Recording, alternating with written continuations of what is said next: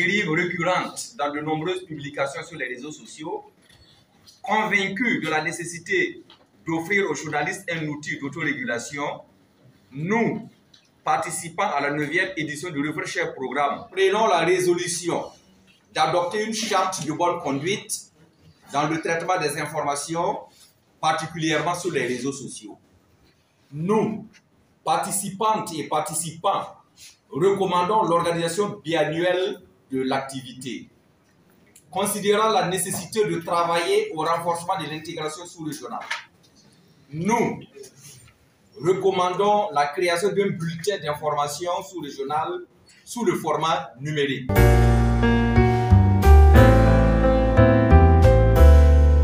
Vous le savez comme nous, aujourd'hui, qu'on le veuille ou non, il faut travailler avec les réseaux sociaux. Et le journaliste a son arme, c'est-à-dire le micro, c'est-à-dire la plume, c'est-à-dire sa caméra.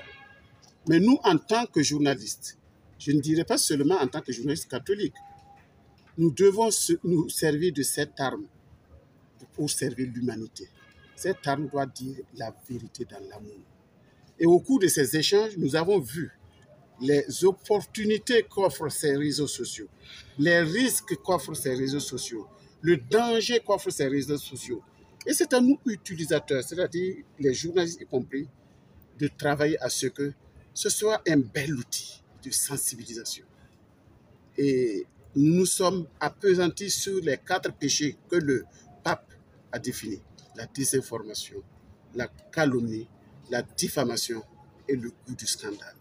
Si nous nous départissons de ces 4 péchés et que nous travaillons dans la vérité, il n'y a pas de raison que nous ne puissions pas contribuer à l'instauration de la paix dans nos différentes sociétés.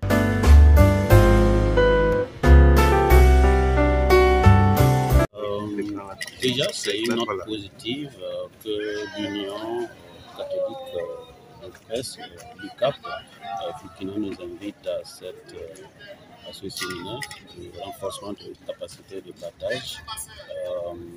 En tant qu'organisation sœur, c'est une démarche qui participe au dialogue interreligieux et que nous saluons. Associer les évangéliques, les journalistes musulmans à une telle initiative va dans le sens du renforcement de l'unité, de la paix, du dialogue interreligieux. Dans un contexte que nous connaissons au Burkina Faso, nous savons que cela est une note très positive.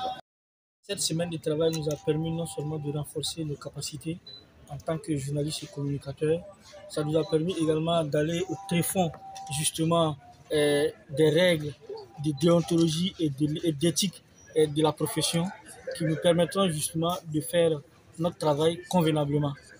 Au-delà de ça, ça nous a permis également de comprendre que la cohésion sociale et le vivre ensemble sont des biens communs que nous devons préserver, que nous devons œuvrer justement à répandre justement au sein de toute la communauté.